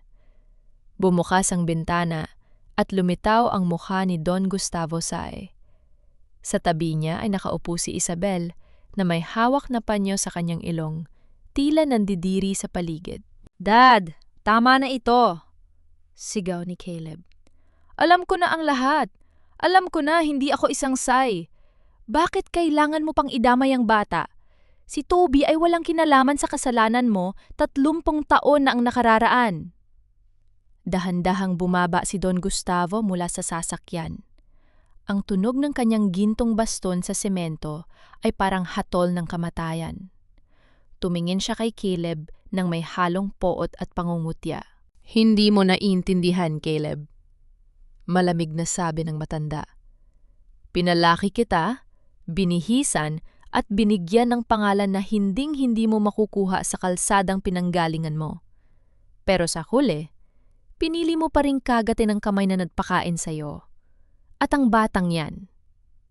Itinuro niya si Toby na hawak-hawak ni Rico. Siya ang buhay na paalala ng kaisa-isang pagkakamali na hindi ko na itama noon. Hanggat humihinga siya, ang imperyo ko ay hindi kailanman magiging payapa. Hayop ka! Sigaw ni Nerissa, pilit siyang nagpupumiglas sa pagkakahawak ng mga tauhan. Don Gustavo, ang sarili mong apo ang papatayin mo. Ang dugo ni Aurora ang dumadaloy sa kanya. Wala ka bang puso? Ang puso ay para sa mga mahihina, Nerissa, sagot ni Gustavo. Rico, ipasok ang bata sa loob. Itali siya sa main pillar ng warehouse. Huwag! Jebale! Nakikiusap ako! Ang pagmamakaawa ni Nerissa ay umalingaw-ngaw sa buong pier. Ngunit walang awa si Rico. Binuhat niya ang umiiyak na si Toby at pilit na ipinasok sa madilim at mapanganib na gusali. Papa! Nanay! Tulong! Ang boses ni Toby ay unti-unting lumalayo habang dinadala siya sa loob. Lumingon si Gustavo kay Caleb. Binigyan kita ng pagkakataon, Caleb. Pero ngayon, papanoorin niyo kung paano maglalaho ang katotohanang pilit niyong ipinaglalaban. Inilabas ni Gustavo ang isang remote control mula sa kanyang bulsa. Sa gitna ng warehouse, makikita ang mga nakakabit na dinamita na may mga pulang ilaw na kumikislap. Ang warehouse na ito ay gigibain sa loob ng 10 minuto, sabi ni Gustavo. Isang pindot ko lang, guguho ang lahat. Kasama ang bata, kasama ang mga record na nakuha nyo, at kasama ang huling bakas ng pamilya Say na pilit kong itinago. Hindi ko hahayaang mangyari yon. Sumigaw si Caleb. Sa kabila ng kanyang sugat, ginamit niya ang kanyang buong lakas para sadyain ang tauhan na may hawak sa kanya. Isang malakas na headbutt ang ibinigay niya rito, at bago pa makahuma ang iba, sinipa niya ang isa pang bodyguard. Nerissa, takbo! Iligtas mo si Toby! Sigaw ni Caleb habang hinaharangan niya ang mga tauhan ni Gustavo na susugod sa kanya. Hindi nag-atubilis si Nerissa. Tumakbo siya patungo sa loob ng warehouse. Ang kanyang mga paa ay nasusugatan sa mga basag na bote at kalawang na pako. Ngunit wala siyang pakialam. Ang tanging nasa isip niya ay ang kanyang anak. Sa loob ng warehouse, madilim at nakakasakal ang amoy ng luma. Natagpuan niya si Toby na nakatali sa isang post sa pinakagitna. Sa tabi ng bata, isang digital clock ang mabilis na tumatakbo. 8:45, 8:44, 8:43. Toby! Nandito na si nanay! Sigaw ni Nerissa. Sinubukan niyang kalasin ang mga matitigas na buhol ng lubid, ngunit masyadong mahigpit ang mga ito. Ang kanyang mga kuko ay nagsisimula ng dumugo sa pilit na pagkalas. Samantala sa labas, si Caleb ay nakikipagsuntukan kay Rico. Sa kabila ng panghihina, ang galit ni Caleb ay nagbibigay sa kanya ng lakas. Isang malakas na suntok sa panga ang nagpabagsak kay Rico. Kinuha ni Caleb ang baril na nalaglag nito at itinutok kay Don Gustavo. "Pindutin mo ang stop button, Dad! Layon din!" Sigaw ni Caleb. Ang kanyang kamay ay nanginginig sa galit. Tumawa ng nakakatakot si Gustavo. "Walang stop button ng demolition na ito, Caleb. Ang tanging paraan para pigilan ito ay ang putulin ng main wire sa loob. Pero sa tingin mo ba, aabot ang babaeng yan?" Tumingin si Caleb sa direksyon ng warehouse. Nakita niya si Isabel na palihim na lumalapit sa sasakyan, tila balak ng tumakas. Ngunit hindi yon ang mahalaga. "Nerissa! Ang asul na wire! Hanapin mo ang asul na wire!" Sigaw ni Caleb habang patuloy na binabantayan si Gustavo. Sa loob, naririnig ni Nerissa ang sigaw ni Caleb. Nakita niya ang control box sa likod ng poste. Ang kanyang mga kamay ay nanginginig. May 3 wire, pula, dilaw at asul. 215, 214. "Nay, natatakot po ako!" hikbi ni Toby. "Huwag kang bibiti, Toby. Magiging okay tayo." Pangako ni Nerissa, bagaman siya mismo ay hindi sigurado. Hinawakan ni Nerissa ang asul na wire. Pipitikin na sana niya ito nang marinig niya ang boses ni Isabel sa labas na sumisigaw. "Gustavo, tapusin na natin ito. Ngayon na." Biglang pinindot ni Gustavo ang isang button sa remote, hindi para itigil, kundi para pabilisin ang countdown. Ang orasan sa harap ni Nerissa ay biglang tumalon mula sa 2 minuto patungo sa 30 segundo. 0:29. "Hindi!" sigaw ni Caleb sa labas.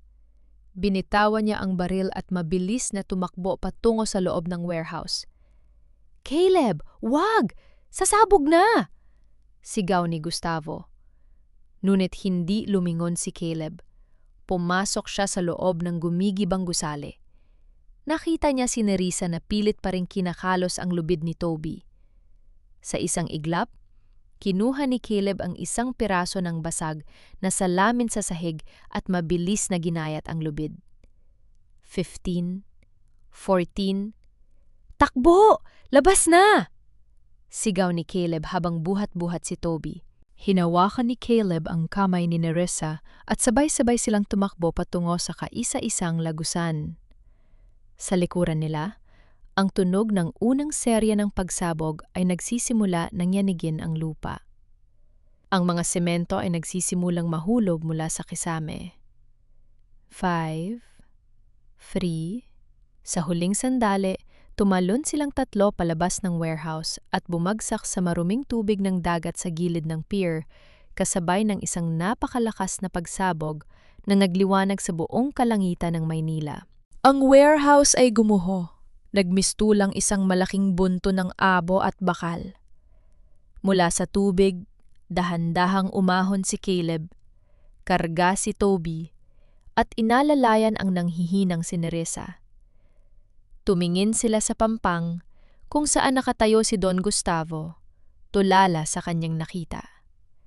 Ang kanyang imperyo, ang kanyang lihim, at ang kanyang kaisa-isang tagapagmana ay tila naglaho na sa usok. Ngunit hindi alam ni Gustavo na sa ilalim ng tubig, mahigpit na hawak ni Nerissa ang waterproof bag na naglalaman ng katotohanan. At sa pagkakataong ito, wala nang pagsabog ang makakapagtago sa kanya.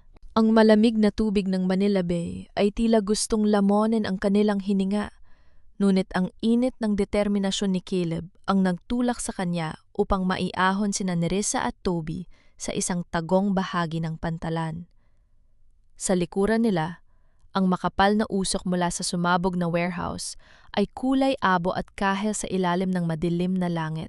Hingal na hingal si Caleb habang inihihiga ang walang malay na si Toby sa semento. "Toby? Anak, gising! Toby!" sigaw niya habang sinusubukang paandarin ang dibdib ng bata. Matapos ang ilang sandali ng nakakanginig na kaba, umubo si Toby at naglabas ng tubig. Nay, Papa? Mahinang bulong ng bata bago muling pumikit dahil sa labis na pagod. Nayakap ni Nerissa si Toby habang humihagulgol. Tumingin siya kay Caleb na ngayon ay duguan ng mukha at basang-basa, ngunit ang mga mata ay naglalaban. Caleb, ang bag! Iniabot ni Nerissa ang waterproof bag na mahigpit niyang hinawakan kahit sa ilalim ng tubig. Nandito ang lahat! Ang birth records, ang DNA sample ni Aurora, at ang katotohanan tungkol sa iyo. Kinuha ni Caleb ang bag, ngunit hindi niya ito binuksan. Sa halip, inilabas niya ang kanyang sariling cellphone mula sa kanyang bulsa. Isang tactical waterproof na telpo na kanyang ginagamit sa trabaho. Isang maliit na pulang ilaw ang kumikislap doon. Hindi lang yan ang dala natin, Nerissa. Sabi ni Caleb, ang boses ay puno ng pot. Naka-record ang lahat. Ang pag-amin ni Gustavo sa pier, ang utos niyang pasabugin ang warehouse habang nasa loob si Toby, bawat salitang binitawan niya ay narito sa cloud server ko. Anong gagawin natin? Tanong ni Nerissa. Hindi tayo pwedeng pumunta sa pulis. Alam mong hawak ni Gustavo ang mga nasa itaas? Hindi tayo pupunta sa pulis. Sagot ni Caleb habang tinutulungang tumayo si Nerissa. Pupunta tayo sa kaisa-isang lugar na kinatatakutan niyang mawala. Ang boardroom ng Cy Grand Holdings. Bukas ang taunang General Shareholders Meeting. Doon natin siya tatapusin, sa harap ng mga taong pinaglalaruan niya.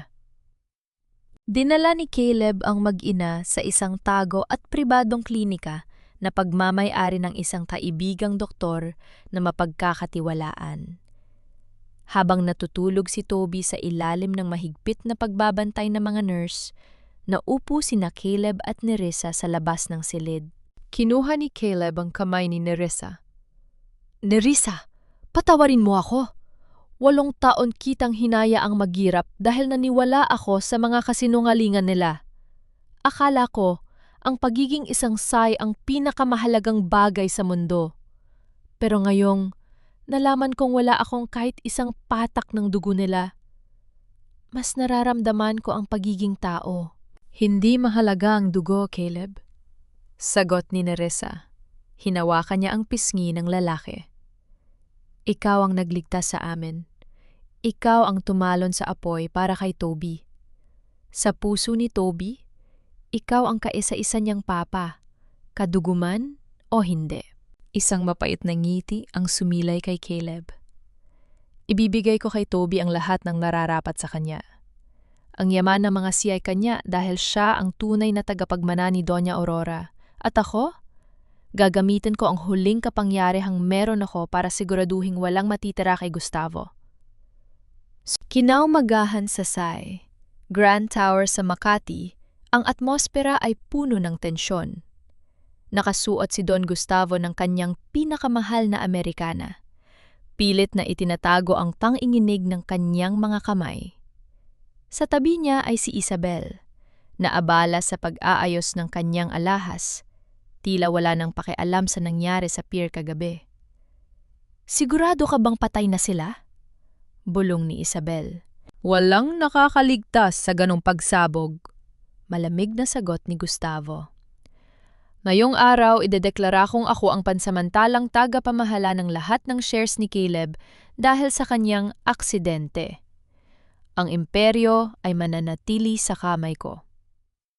Pumasok si Gustavo sa boardroom kung saan naghihintay ang mga pinakamalalaking investor at miyembro ng board. Ngunit bago pa siya makaupo sa kanyang pwesto sa dulo ng mahabang mesa, bumukas ang malaking pinto ng boardroom ng may kalakasan. Pumasok si Caleb C. O ang lalaking kilala nila bilang Caleb C. Nakasuot siya ng itim na suit, maayos ang buhok, ngunit may mga bend pa rin sa kanyang mukha na nagpapaalala sa lahat ng kanyang pinagdaanan. Caleb?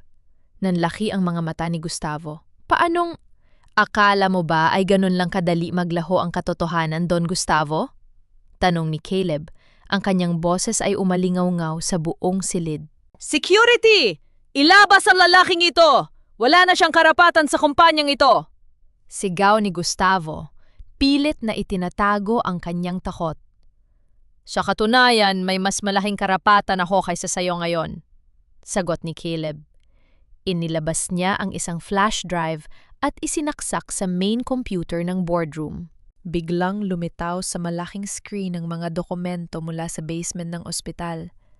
Ang birth certificate ng tunay na anak ni Aurora at ang mga litrato ng Lockett. Ngunit ang pinaka-nagpatahimik sa lahat ay ang audio recording na nagsimulang tumugtog. Caleb, may tsila isang konko tao niya't mula sa tumpok ng basura. Ang batang yan, siya ang buhay na paalala ng kaisa-isang pagkakamali na hindi ko naitama noon. Hanggat humihinga siya, ang imperyo ko ay hindi kailanman magiging payapa. Ang boses ni Gustavo ay malinaw na malinaw, kasunod ang tunog ng pagsabog ng warehouse. Ang mga miyembro ng board ay nagsimulang magbulungan sa sindak. Si Isabel ay dahan-dahang tumatayo para lumabas, ngunit hinarangan siya ng mga pulis na kakarating lang, kasunod si Nerissa na may hawak na mga original na dokumento. Don Gustavo Say, sabi ng isang opisyal ng pulis, kayo ay inaatresto sa reklamo o attempted murder, kidnapping, at falsification of public documents. Tumingin si Gustavo kay Caleb. Ang kanyang mukha ay puno ng galit at desperasyon. Sinira mo ang lahat, Caleb. Sinira mo ang pamilyang nagbigay sa iyo ng buhay. Hindi ka pamilya, Gustavo. Malamig na sagot ni Caleb. Ikaw ay isang magnanakaw na kumuha ng buhay ng iba para sa sarili mong ambisyon. At ngayon ibabalik ko ang lahat sa tunay na may-ari. Itinuro ni Caleb si Nerissa at ang batang si Toby na nakatayo sa pinto. Mga Gino, narito ang tunay na tagapagmana ng Cy Grand Holdings, ang apo ni Doña Aurora, ang katarungang 30 taon ninyong itinago. Habang pilit na inilalabas ng mga pulis si Gustavo na nagsisisigaw, tumingin si Caleb kay Nerissa. Ang kanyang misyon ay tapos na. Hindi na siya ang hari ng imperyong ito, ngunit sa unang pagkakataon, naramdaman niyang siya ay malaya. Bitawan niyo ako! Hindi niyo alam kung sino ang kinakalaban niyo. Ako ang nagpapatakbo sa ekonomiya ng bansang ito! Ang boses ni Don Gustavo ay gumaralgal sa buong hallway ng Cy Grand Tower habang kinakaladkad siya ng mga pulis. Ang mga flash ng camera mula sa mga reporter, na kanina pa pala tinawagan ni Caleb, ay walang tigil sa pagkutitap. Ang agila ng Maynala ay tuluyan ng nabali ang mga pakpak sa harap ng buong bansa. Sa loob ng boardroom, naiwan ang katahimikan na kasing bigat ng dambuhalang mesa. Nakatayo si Nerissa sa tabi ni Caleb habang si Toby ay mahigpit na nakahawak sa laylayan ng kanyang damit. Tumingin si Nerissa kay Isabel na ngayon ay nakaupo sa sahig, basag ang kanyang maskara ng pagiging alta sosyedad. Caleb, honey, wala akong kinalaman dito. Gumagapang si Isabel patungo sa paanan ni Caleb. Ang kanyang mga luha ay nagpabura sa kanyang mamahaling maskara. Pinilit lang ako ni Gustavo. Alam mo, mahal kita. Gagawin ko ang lahat. Huwag mo lang akong ipakulong. Tumingin si Caleb sa kaniya ng may halong pandidiri. Isabel, narinig ko ang recording mo sa telpo. Ikaw ang nag-utos na sunugin ang dampa ni Nerissa sa San Nicolas.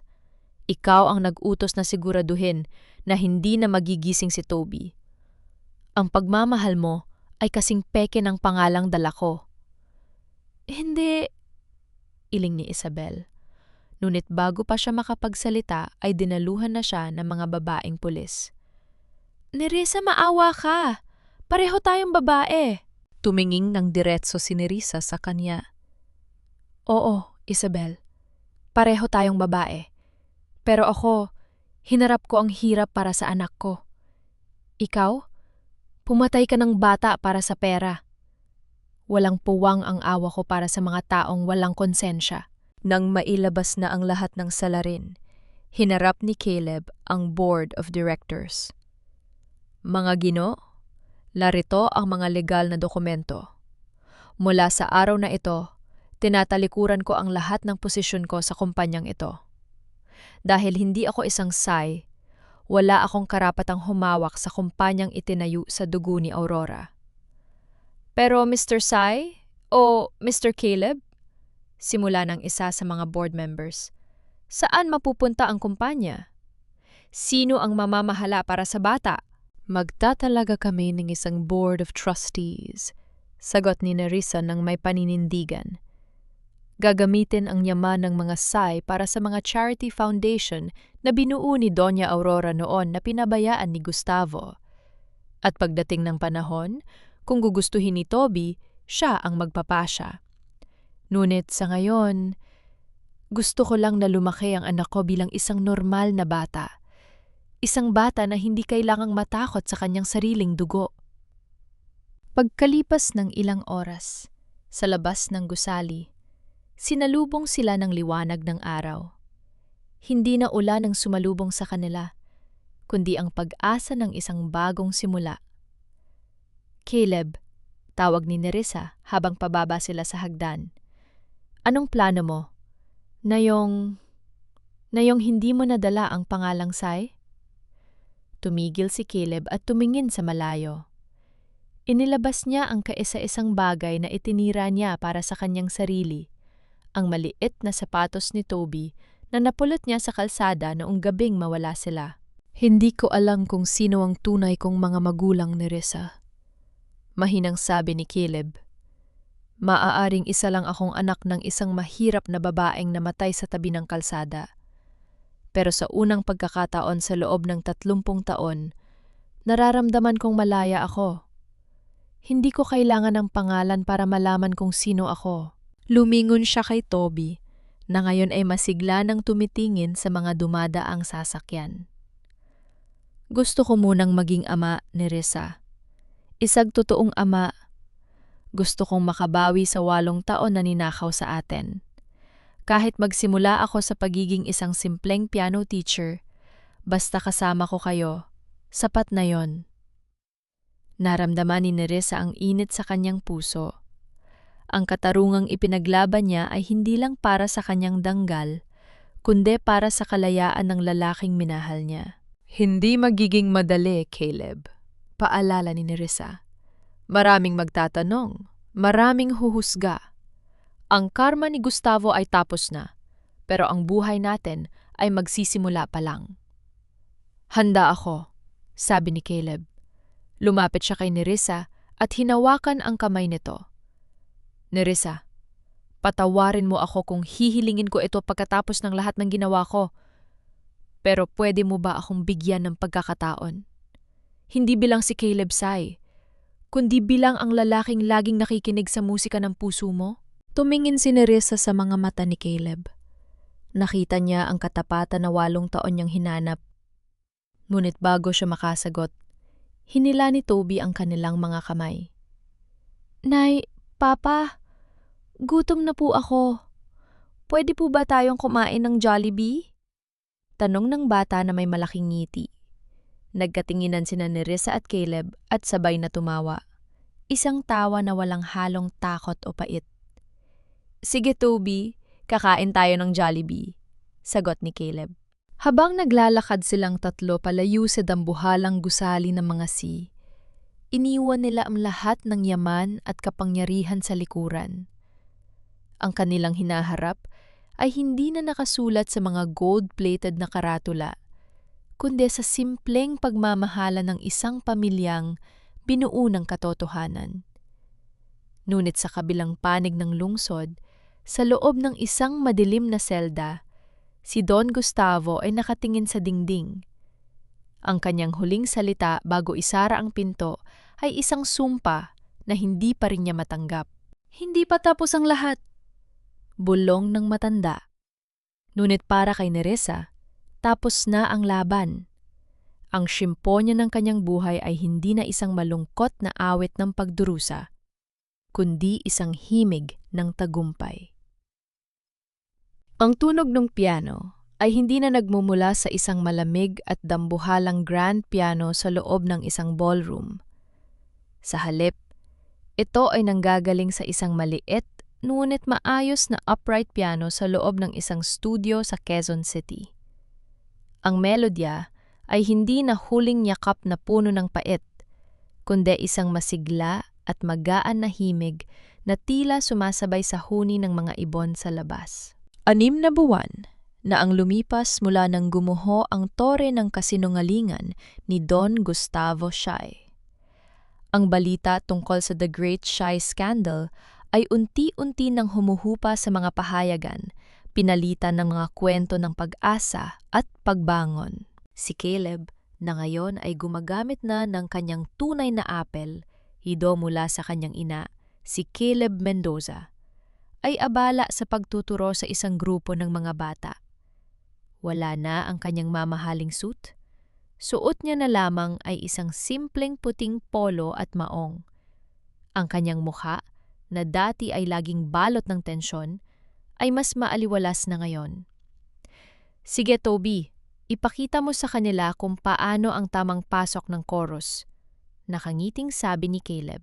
Si Toby, na mas malusog na ngayon at mapula na ang mga pisingi, ay buong husay na tinugtog ang piyesa. Ang bata ay naging inspirasyon sa studio. Sa ilalim ng pangangalaga ng Aurora Foundation na pinapatakbo ni Nerissa, nabigyan ng scholarship ang mga batang katulad ni Toby na may talento sa musika ngunit walang kakayahan. Sa labas ng glass door ng studio, nakatayo si Nerissa. Pinapanood niya ang mag-amang pinagbuklod hindi ng dugo, kundi ng pagpili. Isang malalim na buntong, hininga ng pasasalamat ang kumawala sa kanya. Sino ang mag-aakala na ang dating katulong na itinaboy sa ulan ay siya, nang nangangalaga sa huling habilin ni Doña Aurora? Nang matapos ang klase, lumabas si Caleb at Toby. Agad na yumakap ang bata kay Nerissa. Nay! Sabi ni Papa, pwede raw po tayong mamasya sa Luneta mamaya. Gusto ko pong makita ang mga fountain. Masayang, sabi ni Toby. Sige anak, basta tapos mo na ang iyong homework. Sagot ni Nerissa habang hinahaplos ang buhok ng anak. Tumingin si Caleb kay Nerissa, may bitbit na 2 baso ng kape. Mukhang pagod ang ating chairwoman ng foundation ngayon, ah? Biro niya. Hindi naman, Caleb. Marami lang talagang lumalapit na mga ina na katulad ko noon. Nakakadurog ng puso, pero nakakataba rin ng puso na may nagagawa tayong paraan para matulungan sila. Sagot ni Nerissa. Naupo sila sa isang bench sa labas ng studio habang si Toby ay nakikipaglaro sa ibang mga bata. Balita ko lumabas na ang hatol kay Gustavo, mahinang sabi ni Nerissa. Tumango si Caleb. Ang kanyang tingin ay nasa malayo. Life imprisonment. Walang bail. Si Isabel naman ay nahatulan ng 10 taon dahil sa conspiracy at attempted arson. Ang kumpanya, maayos na ang takbo sa ilalim ng bagong board. Wala na ang anino ni Gustavo sa bawat sulok ng kumpanya. Kamusta ka, Caleb? Hindi mo ba namimiss ang buhay na iniwan mo? Tanong ni Nerissa. Hinarap siya ni Caleb at sa unang pagkakataon, nakita ni Nerissa ang isang Caleb na walang itinatago. Sa totoo lang, Nerissa, ito ang pinakamasayang 6 na buwan ng buhay ko. Noon, akala ko ang tagumpay ay nasa taas ng gusali. Pero ngayon, nalaman ko na ang tagumpay ay nasa bawat tawag ni Toby sa akin ng papa. Ang tagumpay ay ang makita kang nakangiti ng walang takot. Hinawakan ni Caleb ang kamay ni Nerissa.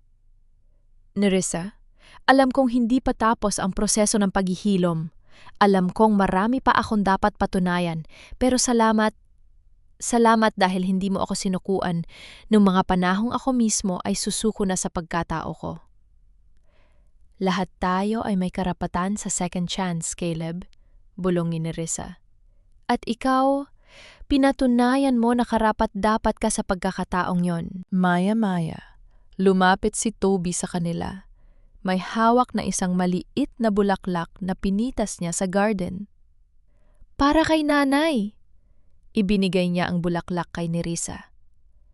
At para kay Papa? Kinuha niya ang kamay ni Caleb at inilagay ito sa kamay ni Nerissa. Gusto ko pong lagi kayong magkahawa kamay. Sabi po ni Nana Sabel sa probinsya, kapag magkahawa kamay ang mga tao, hindi raw po sila maliligaw. Natawa sina Nerissa at Caleb sa tinura ng bata. Sa simpleng hiling ni Toby, tila selyado na ang kanilang bukas. Bago lumubog ang araw, dinala ni Caleb ang mag-ina sa sementeryo, sa puntod ni Dunya Aurora. Doon, inilapag ni Caleb ang locket na naging susi ng lahat. Lola Aurora, simula ni Caleb. Hindi man ako ang tunay mong apo sa dugo, pangako ko, naaalagaan ko ang kaisa-isang hiyas na iniwan mo. Si Toby ay lalaking may dangal, at ang pangalang Si ay hinding-hindi na muling magiging simbolo ng kasakiman. Tumayo si Nerissa sa tabi niya, karga si Toby.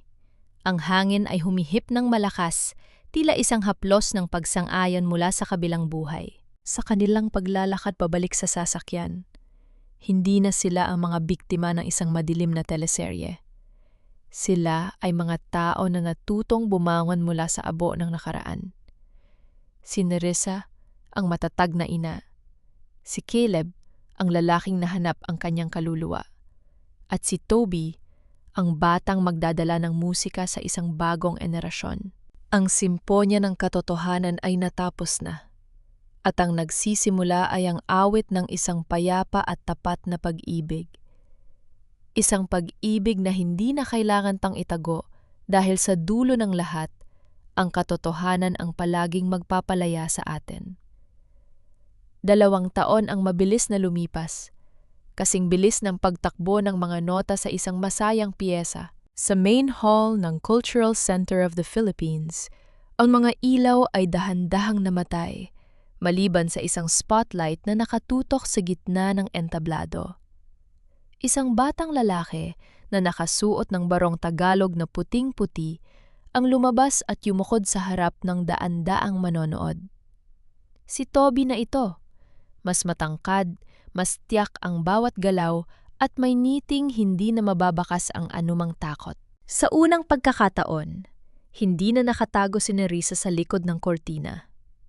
Nakaupo siya sa pinakaunang hilera, suot ang isang simpleng terno na kulay asul. Sa tabi niya ay si Caleb na mahigpit na nakahawak sa kanyang kamay. Wala na ang mga benda sa kanyang muka, tanging ang mga pilat na lang na nagsisilbing medalya ng kanyang katapangan. Nagsimulang tumugtog si Toby. Ang musika ay hindi na ang mapait na Huling Yakap. Ito ay isang bagong komposisyon na binuo ni Caleb at Toby, isang awiting pinamagatang dangal. Ang bawat nota ay tila nagkukwento ng paglalakbay ng isang ina na hindi sumuko, ng isang lalaking nahanap ang kanyang sarili sa gitna ng pagkawasak, at ng isang batang naging tulay ng katotohanan. Habang nakikinig, napatingin si Nerissa sa kanyang paligid. Naroon ang mga board members ng Aurora Foundation, ang mga batang eskolar na natulungan nila, at si Nurse Elena na ngayon ay retirado na at tahimik na lumuluha sa tuwa. Wala na ang mga taong mapangutya. Ang hiya na dating bumabalot sa pagkataon ni Nerissa ay tuluyan ang napalitan ng dangal. Sa kabilang dako, sa loob ng New Bilibid Prison, ang gabi ay kasing dilim ng budi ni Don Gustavo Say. Nakaupo siya sa isang sulok ng kanyang selda, tanging ang tunog ng radyong luma ang kanyang kasama. Narinig niya ang live broadcast ng concert ni Toby. Sa sandaling yon, habang naririnig niya ang palakpakan ng libu-libong tao para sa batang pilit niyang pinatay, dun lamang naramdaman ni Gustavo ang tunay na pagkatalo. Hindi ang yaman ang ninakaw sa kanya, kundi ang pagkakataong magkaroon ng pamilyang tunay na magmamahal sa kanya. Nang matapos ang concert, tumayo ang lahat para sa isang standing ovation. Umakyat si Caleb at Nerissa sa entablado para yakapin si Toby. "Nay, Papa, para sa inyo po ito." Bulong ni Toby sa gitna ng kanilang yakap. Lumabas sila ng gusali kung saan sinalubong sila ng payapang gabi sa Manila Bay. Naglakad silang tatlo sa bywalk sa ilalim ng liwanag ng buwan na minsan nang naging saksi sa kanilang pagtakas. Nerissa, tawag ni Caleb habang nakatingin sa dagat. Sabi nila, ang tunay na yaman daw ay nasa pangalan. Pero ngayon, alam ko na ang totoo. Ang tunay na yaman ay ang malaman mo kung sino ang tatayo sa tabi mo kapag wala ka na kahit ano. Ngumiti si Nerissa at isinandal ang kanyang ulo sa balikat ni Caleb. Ang katotohanan ay parang musika, Caleb. Maaaring mawala sa tono sa simula, maaaring maging malungkot, pero sa dulo, palaging may maayos na pagtatapos para sa mga marunong makinig. Kinuha ni Toby ang kanilang mga kamay at sabay-sabay silang naglakad patungo sa kanilang sasakyan. Isang simpleng sasakyan na hindi na kailangan ng mga bodyguard. Wala na ang imperyong sea. Wala na ang mga gintong baston at marangyang gala. Ang natira ay isang pamilyang binuo ng pagpili, pinatibay ng pagsubok, at pinalaya ng katotohanan. Sa huling sandali, bago sila sumakay, lumingon si Nerissa sa malayo kung saan nakatayo ang matatayog na gusali ng Makati. Hindi na siya ang maliit na katulong na nanginginig sa takot. Siya ay si Nerissa Bautista, isang ina, isang tagapagtanggol, at isang babaeng nahanap ang kanyang langit sa gitna ng lupa. Ang simpo niya ay tapos na, ngunit ang pag-ibig ay mananatiling walang hanggan.